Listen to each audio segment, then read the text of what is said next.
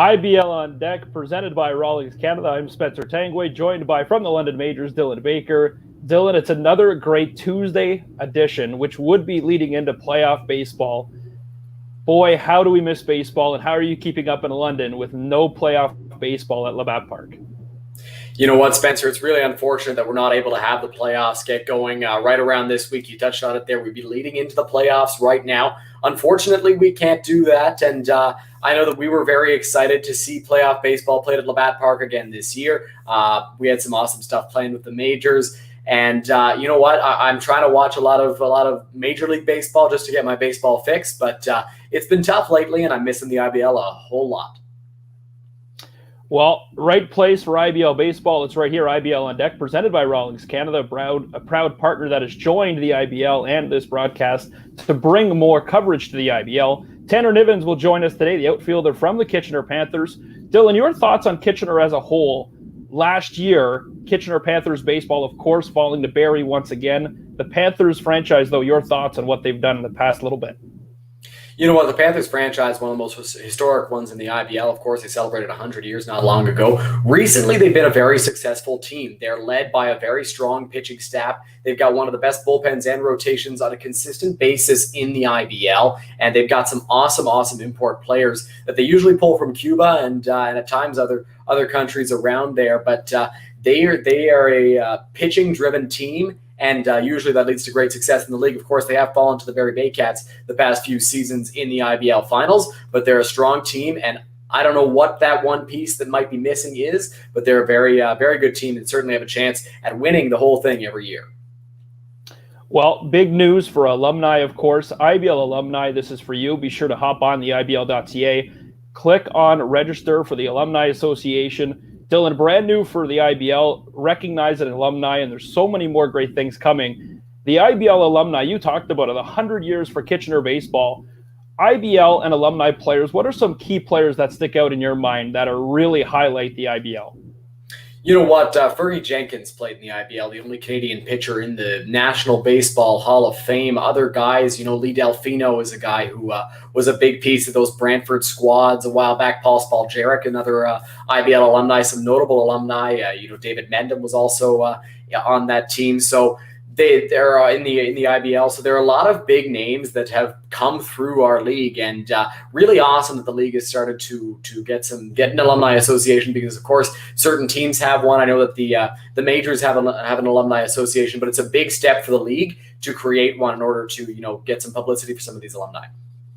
Well, let's jump right into it. Tanner Nivins, an alumni who was also current veteran, of course, of the Kitchener Panthers.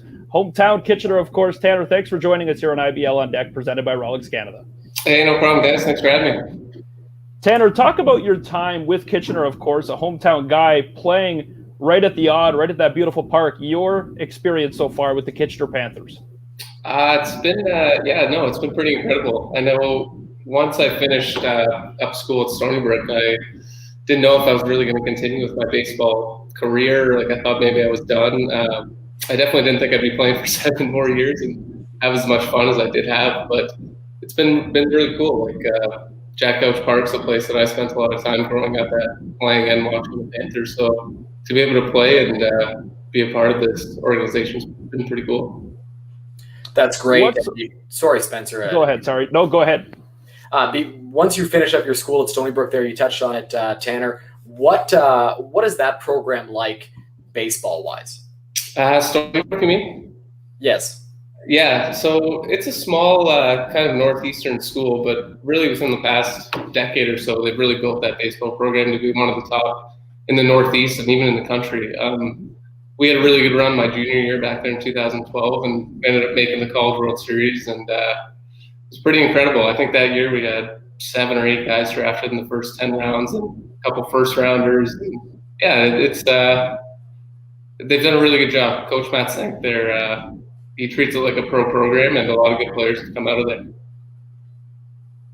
What have you taken from Stony Brook? You mentioned it. You didn't think you'd be playing for 7 more years, and you're still playing with the Panthers. What do you take from that program and bring to the IBL that may help your game as a whole?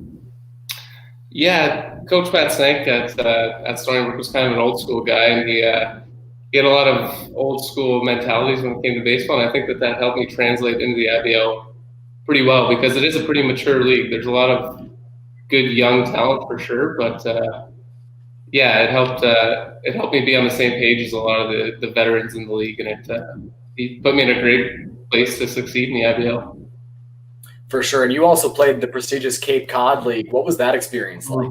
Oh, that was incredible. The only thing I knew about the Cape Cod League going in was that Summer Catch movie with Jessica Biel. So once I got there, I realized how many top prospects and stuff were there, and it's really cool. Like really small fields. People bring lawn chairs to come, and just the alumni alone that I played with in that league, it's pretty incredible. I played with Aaron Judge for a couple seasons, and at that point we were all on the same level, right? And it's just all really good guys, but the baseball alone is extremely competitive, and I had a lot of fun for my 2 years there. The IBL, it's growing in the right direction, and more teams are coming in, and you've been playing in this league for quite a while now. The growth of the IBL off the field is tremendous. On the field, though, what do you think is so well for the IBL playing wise? I think, well, within my past 7 years, with regards to the import players, they've really gotten better every year, and I think the league also speaks to how the OUA league is going, because there's a lot of guys from the OUA that jump in and compete and do really well. But as far as competition goes, I think the pitching in my last 7 years has just continued to get better and better. Every day it seems like you're facing a stud who you have to bring your A game with. There's no games off for sure. Definitely. And you talked about the import talent there, and then you mentioned the OUA. It takes great import players, but also some fantastic Canadian talent if you want to win a championship in the IBL. Now, Tanner, you've hit 348, I believe, is the stat over your entire IBL career. What do you think has been the key to staying successful in a league that you've mentioned it has gotten better and better over the years? I think it comes down to knowing yourself, and I learned in this league pretty early what would make me successful, and it's a league where you can't get down on yourself. If you only play a few games a week, you can easily go for a week, right? And but that 138 batting average can easily turn into a 400 average with a good weekend, right? So you just have to stay steady, don't get too high, don't get too down, and you get to know some of the pitchers too, and the teams around the league and how they approach you. So you have to constantly be adjusting your game, right? So I think that's what's led to some of my success. Let's go back last year, of course. Right now, we're heading into playoff week. This would be the lead up to the playoffs for 2020, unfortunately, not happening. Take us back to when the Kitchener Panthers come off a good regular season and then go into the postseason of 2019. Yeah, so going to the playoffs is always a really good feeling. It's almost like the season starts all over again. You get that energy for every game. You get hyped up. Last year was another year where it kind of was one of those scenarios where we went into the playoffs, and I was like, okay, let's figure out how to beat Barrie this year type thing. But our success in the playoffs has just come down to good pitching, and I think that's really what led us to the finals every year. Every team can hit. It's just going to come down to that good bullpen, like Dylan mentioned earlier. That's kind of what led us there. So that's what we were really gearing up for towards heading into the playoffs. For sure. Always at the top of the standings, the Panthers are. Now, you talked about the bullpen in the playoffs. What do you think is the big key to the Panthers' success? Obviously, we tried to find something in the opening there, Spencer and I did. But what do you think has been the big key to your team's success over the years? It's hard to say one thing, I think, that can put us over the edge. It's we could always use another starting arm, but I think it just comes down to just believing that we can win. And Barrie, they're an amazing team, of course, but they kind of have this status with them, right? Like they can't be beaten, and I think that might have gotten in the way of us before. But I think talent-wise, we were right there. We might have needed another veteran or two on the team, but other than that, I mean, it's hard to narrow one thing down that would have taken us to that next level. The battle between you and Barrie, it's a rival that will go down in history in the IBL, of course, and it's something that can be said as just a battle that continues to go, and it probably would have went this year possible. When you lead up to a season, is it tough to, get up knowing that they've beaten you so many years in a row? It's like a tough pill to swallow, of course, but in the same sense, it's good because it gives you that drive, right? So without that, it's not like we wouldn't be excited or anything, but just having that to shoot for every year to kind of get a redemption or whatever, gave us a lot of energy and a lot of drive. So it was a good thing heading into the season. For sure. You've been with the Panthers for a long time, and you guys have had great success over that span. What can you say about the coaching staffs that you've had as a Panther? Yeah, I've had some pretty good ones and pretty different coaching philosophies for sure. I guess for my longest tenure would have been with Tebow, and he was fantastic with us. He'd always just brought extreme energy and passion to that team, and I think that's what we definitely needed at that time to be successful. I also had Coach Bish my first year, so he introduced me to the IBL, and he was just a really good, easygoing guy, and he really taught me what the IBL is all about, and that is just coming out, having a good time, competing in the same sense, but building relationships along the way. So I've been extremely lucky with the coaching staffs that I've had. You've played, of course, collegiate level. You've played for Stony Brook. You've played in the Cape Cod League. You've played at so many different ballparks. What makes, the hometown Kitchener Park, Jack Couch Park, that special to you? I think it's what I said earlier, like just how I've been around that field for so long, and it really hasn't changed too much in the past 20 years, right? So I remember being like 12 or 13 and jumping on that field and playing. I think it was just the coolest thing ever, right? And being in the stands so to be able to play on that field every day, I know it's a little quirky, the field. It might be a little bit of work, but like you said, it's home, and there's nowhere else really I'd rather play than that field. Obviously, a big key to winning is team camaraderie. Talk to us a little bit about the camaraderie that you've had with your Panthers teams, and speak a little bit about the relationships that you've been able to develop. Yeah, that's something that'll stick with me forever, right? I was just golfing with like 8 or 9 of the guys the other day, and it's something that really kept me coming back all of these years. I would, like I said, I never would have expected to play 7 years, but I never would have expected to build these relationships that I did build, and they're friends for life, and guys that have come and gone. We'll just be friends forever, right? So been really, really lucky with the guys that I've been around with this organization. Well, Tanner, sit tight. We just have to take a quick break. There's so much more to talk about. We'll talk about the current status of the IBL. We'll talk about MLB and what your predictions are for the MLB and what baseball means to you, of course. All that and more right here on the IBL On Deck, presented by Rawlings Canada. Ever since I was a kid, I had the dreams of playing professional baseball. It was my obsession. I couldn't imagine a life where I did anything else. As I played, I kept dreaming about the next step, the next opportunity, the next play, and the next catch. My advice to anyone who wants to succeed at this sport is to never stop dreaming. Dream bigs.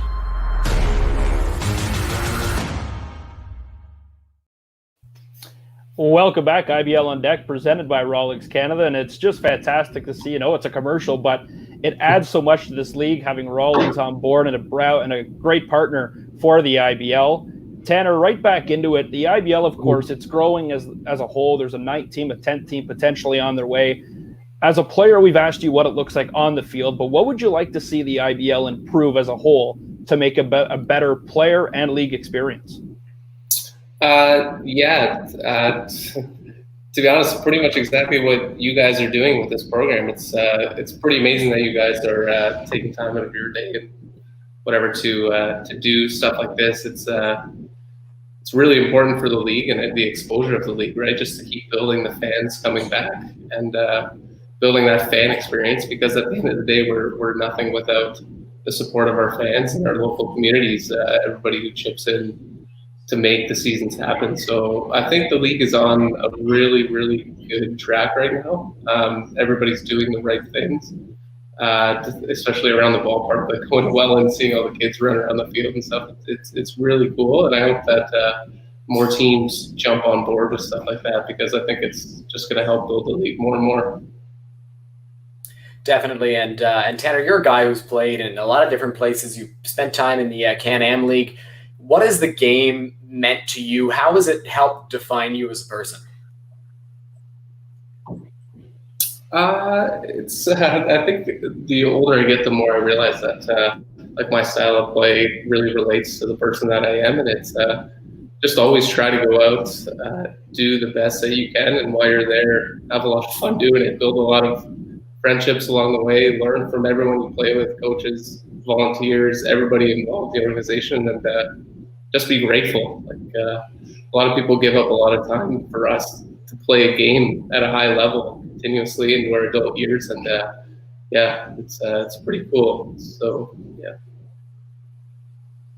Let's talk something that it kind of gets overlooked, I guess. A lot of players say they don't really look into it as much, and that is the social media side of things and maybe the statistical side of baseball. You may get on a hot streak, you may get on a cold streak, like you said, but how much do you actually look at stats and actually look at social media and what people are saying about your team or yourself or even your teammates for that matter? How do you play and how do you focus on the game when all of that is around you at the same time? So for us, I guess it's not. I guess the social media and stuff is getting more and more popular. But for the majority of my years, it wasn't too prevalent. But of course, you're going to see positive and negative comments about yourself and your teammates, and really, you just can't let that bother you. But in the same sense, if somebody's saying that you're the best player in the world, you can't take that too seriously either, right? So everybody has their opinion and they're warranted to it, right? So if they want to watch and give their opinion, you just can't let it get to you too much. Definitely, social media has played a big role in today's baseball and sports landscape. It helps allow leagues to gain exposure, but it can also lead to some negative things as well. Now, Tanner, you've talked about it, how a lot has changed over the years in the IBL. How do you feel, or do you feel, I should say, that you've grown into a bit of a leadership role with the Kitchener Panthers? Yeah, I think, well, the team has definitely gotten a lot younger over the years. But even my first couple of years, I wouldn't consider myself a huge leader necessarily, but I always wanted to lead by example. So I think that I just carried that along with me throughout my 7 years, and the longer that I've been around, I can share my experiences with the league, with the newer players, and then just help them grow and have them have the best experience that they can in this league. We just saw, of course, the comment, Sean Riley commenting on just being a part of the IBL and playing with you, of course, and against you. The player camaraderie amongst this league, of course, a lot of players have played on separate teams together in different leagues, at college, university. When you get to see them on different teams, what's the atmosphere and what's the relationships like with players you've played against before and maybe with now? Yeah, before the game, it's always fun. You always run over before batting practice and catch up and kind of reminisce on the old times or whatever. But right when the game starts, for the most part, it's the competitive edge, right? You don't want to lose that. But you always hope for the best and wish the best out of other players. Even when they're playing against you, it's nice to see people do well that you've played with in the past. But yeah, no, it's a lot of fun to play against guys that you've had these experiences with. Definitely, and we see a comment pop up on the screen now asking, are you going to participate in Guelph's Home Run Derby? So, Tanner, can you provide an answer for us? At first I saw that it was a thing, and I talked to Sean about that, but unfortunately it's not going to fit into my schedule this year. It's something that I would have loved to do, and I think it's really, really great that they're doing this. I think it's going to be awesome for the fans. It's going to be maybe even cooler for the players just to get together and have a lot of fun doing it. But no, unfortunately, not going to be a part of it.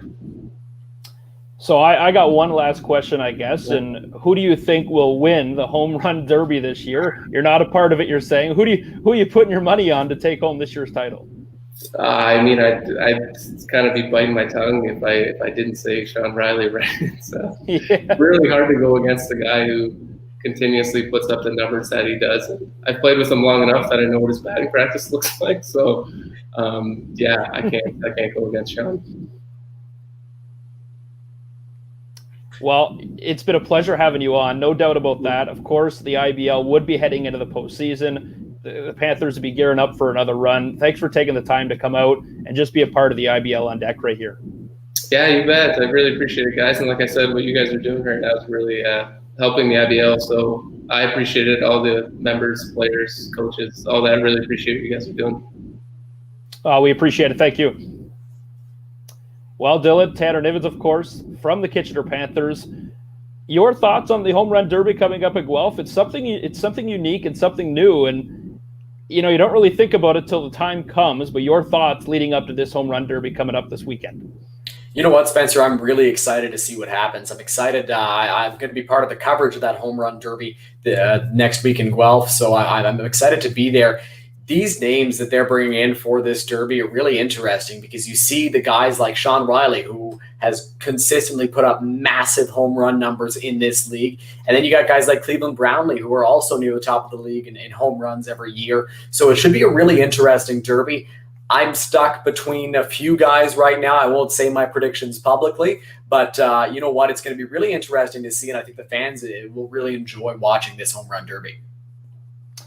The biggest thing you're missing right now, no IBL. It is postseason baseball. We're into August, and this was the time, of course, last year, Welland against London, your first trip to Welland, rather, for postseason baseball. What do you miss most about the postseason and the IBL? You know what? The postseason is just so exciting. There's so much unpredictability about it because you take one wrong step and it could cost you the series, right? And it's so exciting to watch postseason baseball. And you touched on it there. One of my first trips to Welland was in the postseason last year, and I'm gonna miss going out on road trips and calling games in a away ballpark because the IBL is such a tight-knit community. The fans, know each other. The fans know the players, and it's really awesome to kind of talk to people around different teams. So I'm gonna miss going out to the different cities for road games and stuff. But the playoffs are super exciting, and it's a real shame that we're not going to be able to have any this year. Well, IBL On Deck, presented by Rawlings Canada. We're proud to bring you another great episode. Tanner Nivins, we thank you for joining us once again. Lots more to come from the IBL. Of course, the home run derby in Guelph, that'll be broadcasted next week. Takes place this week. So much more going on in the IBL. Alumni, of course, be sure to visit the IBL.ca. Register for the Alumni Association. Try to be a part of the IBL wherever you go. Follow us on social media, download all your mobile apps, and stay up to date with everything IBL baseball right here on IBL On Deck, presented by Rawlings Canada.